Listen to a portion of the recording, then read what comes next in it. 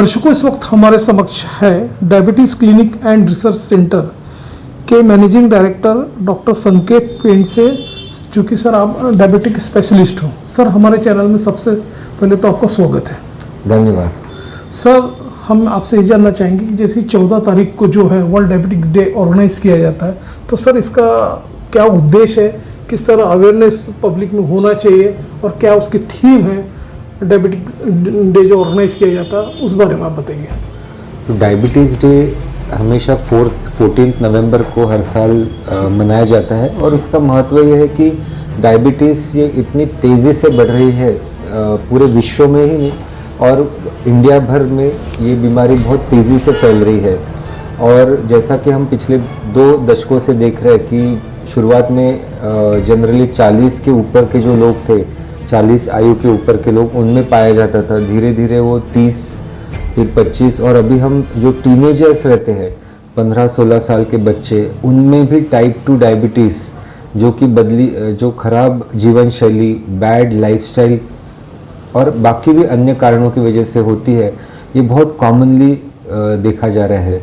और इसके long term implications काफ़ी गंभीर हो सकते हैं, क्योंकि अगर शुगर को कंट्रोल में, नियंत्रण में नहीं रखा जाए तो बॉडी के तकरीबन सभी ऑर्गन्स, राइट फ्रॉम ब्रेन से लेके पैर तक, कोई भी ऑर्गन पे धीरे धीरे डैमेज होता है और जिसका कोई ठोस इलाज उपलब्ध नहीं है। और इसीलिए डायबिटीज़ का अवेयरनेस बढ़ाने के लिए, पेशेंट्स में डायबिटीज़ के कॉम्प्लिकेशंस का अवेयरनेस बढ़ाने के लिए ये दिन हर साल 14 नवंबर को मनाया जाता है। सर, हम ये भी देखते हैं कि काफ़ी जो यंगस्टर्स है जिनकी लाइफस्टाइल जो है काफ़ी सीडेंटरी लाइफस्टाइल होती है, लैक ऑफ एक्सरसाइज रहता है उनका, इरेगुलर उनकी नींद रहती, स्लीप रहता है, और सेकंड थिंग उनको टेंशन्स भी, हाइपर टेंशन्स भी काफ़ी रहता है, और जनरली वो अपना ट्रांसफैट फूड भी ज़्यादा इनटेक करते हैं। ट्रांसफैट फूड, तो उसका इम्पेक्ट उनके धमनियों पे, उनके ब्रेन पे किस तरह से होता है, उस बारे में बताइए। जब हम फास्ट फूड, इसे हम डीप फ्राइड स्नैक्स, जैसे आपने बताया, ट्रांस फैट्स जो रहते हैं, जिसमें अगर हम तेल को बार बार रीयूज़ करें तो उसमें ट्रांस फैट्स तैयार होते हैं और ये सब एक प्रकार के सैचुरेटेड फैट्स होते हैं जो कि अपने शरीर के लिए हानिकारक रहते हैं। और जो खून की नलियाँ रहती है, फिर से ब्रेन से लेके पैर तक कहीं पर भी ये धीरे धीरे जमा होके एक ब्लॉकेज करती है और जो ऑर्गन में ब्लॉकेज होता है उसका डैमेज हो सकता है। उदाहरण के लिए अगर ब्रेन, नेक से गर्दन से जो ब्रेन की तरफ जाने वाली खून की नलियाँ, उसमें चोक हो जाए और ब्लॉक हो जाए कंप्लीट, तो उसे हम पैरालिसिस, लकवा होने का डर है। सभी लोगों को ये जानकारी है कि अगर हार्ट की खून की वाहिनियों में ब्लड ब्लॉकेज हो जाए तो हार्ट अटैक आ सकता है। वैसे किडनी की भी खून की नलियों में ब्लॉकेजेस आ सकते हैं। वैसे ही डायबिटीज़ के मरीज़ों में बहुत कॉमनली पाया जाता है, खास करके जिन्हें काफ़ी लंबे समय से डायबिटीज़ है, कि जो पैर की खून की नलियाँ है वो ब्लॉक होती है और फिर मामूली चोट लगने से भी पैर की उंगलियों में गैंग्रीन जैसी गंभीर अवस्था निर्माण हो सकती है। तो तकरीबन सभी खून की नलियों में ब्लॉकेजेस पाए जाते हैं। सर, हम ये भी देखते हैं कि प्री डायबिटिक पेशेंट्स काफ़ी बढ़ रहे हैं, लोगों में एक प्रकार से अवेयरनेस भी नहीं है, ये सारी डायबिटिक जो बढ़ रहा है। तो आप ये बताइए कि इसके जो शुरुआती जो लक्षण होते हैं, किस तरह से वो सिम्टम्स हम देखते हैं डायबिटिक पेशेंट में या पर्सन में, किस तरह से सिम्टम्स देखते हैं, उस बारे में बताइए। तो ये 2 अलग चीज़ें हैं जो आपने पूछी है। एक है प्री डायबिटीज़ जी, तो जैसा ये नाम ही दर्शाता है, प्री डायबिटीज़ मतलब शुगर, मधुमेह होने के पहले की अवस्था। तो इस दौरान पेशेंट्स को कोई भी लक्षण निर्माण नहीं होते हैं और अक्सर पेशेंट्स किसी अन्य कारण से ब्लड चेकअप करते हैं, जैसे उदाहरण के लिए इंश्योरेंस के लिए या कोई और कारण की वजह से, और उनकी ब्लड शुगर हल्की बढ़ी हुई नज़र आती है। अक्सर इसी स्टेज पे एक्शन लेना बहुत ज़रूरी है ताकि हम डायबिटीज़ के स्टेज में ना पहुँचे, पर अक्सर इसी स्टेज में मेजॉरिटी पेशेंट्स निगलेक्ट करते हैं, ध्यान नहीं देते, देख लेंगे, आगे दोबारा रिपीट करेंगे, शायद ये रिपोर्ट गलत है, ऐसा कुछ बोल के उसको टाल देते हैं। और डायबिटीज़ जब हो जाता है तो उसके लक्षण कई सारे हो सकते हैं, पर जो कॉमन लक्षण है उसमें वजन घटना है, बार बार प्यास लगना, बार बार पेशाब को जाना, बहुत ज़्यादा भूख लगना, अगर हमें कोई इन्फेक्शन हो जाए, बहुत आसानी से इन्फेक्शंस होते हैं जैसे निमोनिया, किडनी इन्फेक्शन, लिंग के सामने की जो स्किन रहती है वहाँ पे इन्फेक्शंस होना, पैरों के इन्फेक्शन होना, ये सब स्किन इन्फेक्शंस ये बहुत कॉमन रहते हैं। और कोई ज़ख़म हो जाए तो वो जल्दी नहीं भरती। ये बहुत कॉमन लक्षण होते हैं डायबिटीज़ के। पर कभी कभी सिर्फ थकान महसूस करना ये भी एक सिंपल लक्षण रह सकता है। बट उससे महत्वपूर्ण ये जानना ज़रूरी है कि डायबिटीज़ होने के बावजूद भी इनफैक्ट हम कई पेशेंट्स देखते हैं जिनकी ब्लड शुगर 350 400 की भी रह सकती है और उन्हें कोई भी लक्षण निर्माण नहीं होता है। तो तकरीबन 50% पेशेंट्स में कोई भी लक्षण निर्माण नहीं होता है और 50% पेशेंट्स में जो लक्षण मैंने बताए वो निर्माण हो सकते हैं। और इसीलिए जिनको ज़्यादा रिस्क है डायबिटीज़ होने की, उन्होंने समय समय पर ब्लड शुगर की जांच कर लेना चाहिए। उन्होंने लक्षण या सिम्टम्स डेवलप होने के लिए वेट नहीं करना चाहिए।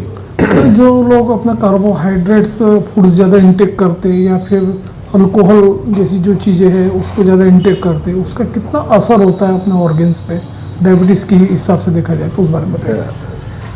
डेफिनेटली ये सब चीज़ें कंज्यूम करने से, लगातार सेवन से अपने बॉडी ऑर्गन्स पे डैमेज हो सकता है, क्योंकि कार्बोहाइड्रेट रिच फूड में जैसे हम खाते हैं, जैसे अधिक प्रमाण में चावल और रोटी। अभी एक सर्वे किया गया था जिसे स्टार्च स्टडी कहा जाता है और ये पूरे इंडिया में किया गया था, नॉर्थ, ईस्ट, साउथ, वेस्ट और सेंट्रल इंडिया में।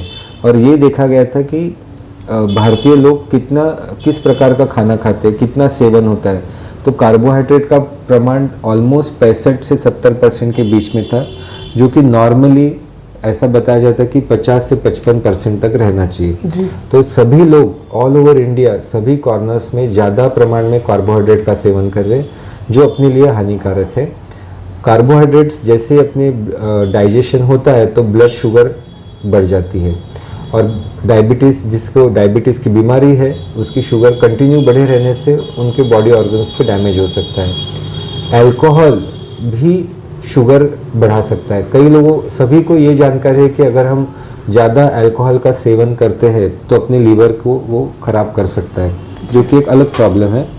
पर जो तत्काल तुरंत जो डैमेज हो सकता है अल्कोहल से, तुरंत शुगर बढ़ सकती है। तो अक्सर हम कॉमनली पेशेंट्स देखते हैं, वो हमें बहुत परेशान होकर कहते हैं कि मैं बहुत अच्छे से परहेज करता हूँ, रोज़ 5 किलोमीटर वॉक करता हूँ, एक भी दिन दवाई मिस नहीं करता हूँ, फिर भी मेरा शुगर क्यों ज़्यादा रहता है। तो जब हम उनकी हिस्ट्री देखते हैं, जांच पड़ताल करते, तो पता चलता है कि वो सभी चीज़ें सही कर रहे हैं, पर रोज़ रात को डेली अल्कोहल इंटेक होता है, जिससे कि उनकी शुगर बढ़ जाती है। तो ऐसा मान के चलिए, अगर आप ड्रिंक्स ले रहे हैं तो आप उस दिन 2-3 चपाती ज़्यादा खा रहे हैं, तो ऑफकोर्स आपकी शुगर ज़्यादा बढ़ने ही वाली है। तो इसलिए भी ड्रिंक्स, अल्कोहल इंटेक कम करना बहुत ज़रूरी है। सर, जब कोरोना काल था तो काफ़ी लोगों को स्टेरॉइड दिया गया, उसके इम्पेक्ट आज भी यंगस्टर्स में है, तो वो भी एक कारण हो सकता है सर डायबिटीज़ का? वो एक डेफिनेटली कारण है, पर वो एक स्मॉल कारण है, क्योंकि कोरोना काल में सभी लोगों को स्टेरॉइड्स नहीं दिए गए थे, पर कई लोगों को दिए जिनको सीवियर बीमारी हुई थी। और मेजॉरिटी पेशेंट्स में शॉर्ट टर्म स्टेरॉइड्स का यूज़ हुआ था, जैसे कि हफ्ता भर या 10 दिन। तो जनरली उनको कोई लॉन्ग टर्म कॉम्प्लिकेशंस फेस नहीं करने पड़े। पर जिनको काफ़ी समय, कई 2-3 महीने के लिए स्टेरॉइड दिए गए या उससे भी ज़्यादा देर तक स्टेरॉइड दिए गए, उनमें फिर हमने देखा है कि डायबिटीज़ होने की संभावना बढ़ जाती है। तो स्टेरॉइड्स एक बहुत ही कॉमनली अवेलेबल ड्रग है, जो सबसे ज़्यादा मिसयूज़ हो सकता है। और इसीलिए स्टेरॉइड्स को खास करके पेशेंट्स ने, खास करके आजकल के यंगस्टर्स, बॉडी बिल्डर्स जो रहते हैं या बॉडी बिल्डिंग करने में इंटरेस्ट रहते हैं, वो किसी अन्य प्रकार के स्टेरॉइड्स लेते हैं जिससे भी उन्हें दिक्कतें आ सकती है। तो स्टेरॉइड्स हमेशा रिजर्व ड्रग है, जो सिर्फ डॉक्टर्स प्रिस्क्राइब कर सकते हैं और निगरानी में ही लेना चाहिए। ओके। शहर, विदर्भ और इंटरस्टेट के दर्शक डायबिटिक्स से क्लिनिक एंड रिसर्च सेंटर के जो डॉक्टर है संकेत पेंसे सर, जो कि आप डायबिटिक्स एक्सपर्ट्स हो, आपको लाइव देख रहे हैं हमारे दर्शक लोग, और इवन आपका फ़ोन नंबर और एड्रेसेस हमारे स्क्रीन पर फ्लैश हो रहा है, उसे देख के आपसे अप्रोच हो सकते हैं, आपको कॉल कर सकते हैं। तो सर चलते चलते आप ये भी बताइए कि अपना ये जो डायबिटिक जो है, एक प्रकार से देखा गया कि इंडिया का कैपिटल माना जाता है, इतना हाँ। डायबिटीज़ बढ़ रहा है सर, मधुमेह इतना बढ़ रहा है, तो आप ये बताइए किस तरह के हेल्दी लाइफस्टाइल रखें ताकि इसके ग्रिप में ना आ सके, क्या लाइफस्टाइल होनी चाहिए उस बारे में बताइए। ज़रूर। तो जैसा कि आपने देखा क्या क्या कारण है डायबिटीज़ के, तो वही हमें एड्रेस करना है। तो उसके लिए सबसे महत्वपूर्ण है परहेज़ पे ध्यान देना, डाइट कंट्रोल। और आजकल जो डाइट के बारे में हमको सोशल मीडिया से जानकारी मिलती है, वो ज़रूरी नहीं है कि वो परफेक्ट जानकारी हो सकती है।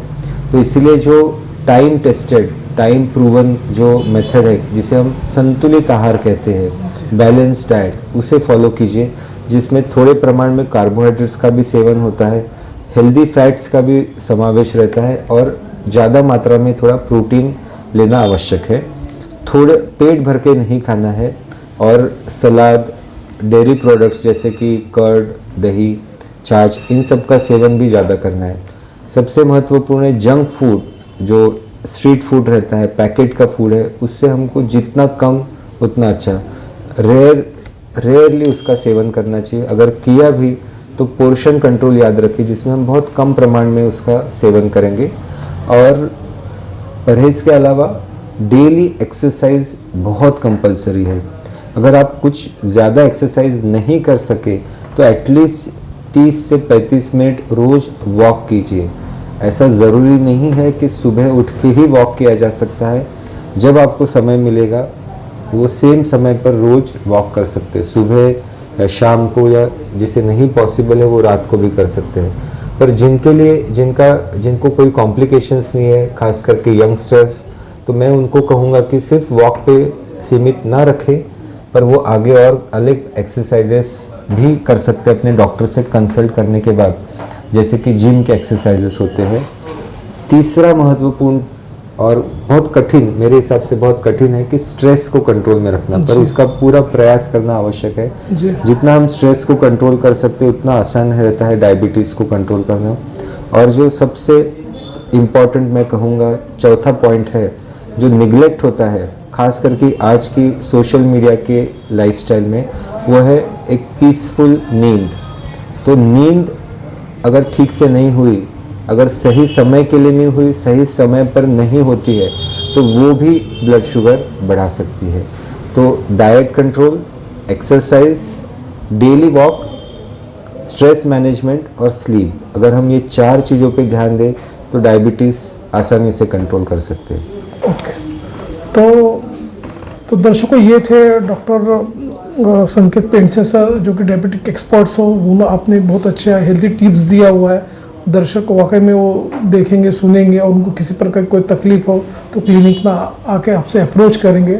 और आपने जैसे वर्ल्ड डायबिटीज़ डे पे पूरा का पूरा मंथन किया, हर चीज़ हमें बताया दर्शकों को, और आपने अपना समय हमारे चैनल्स को दिया, आपका समय हमसे साझा किया सर, उसके लिए आपका धन्यवाद। धन्यवाद। Thank you.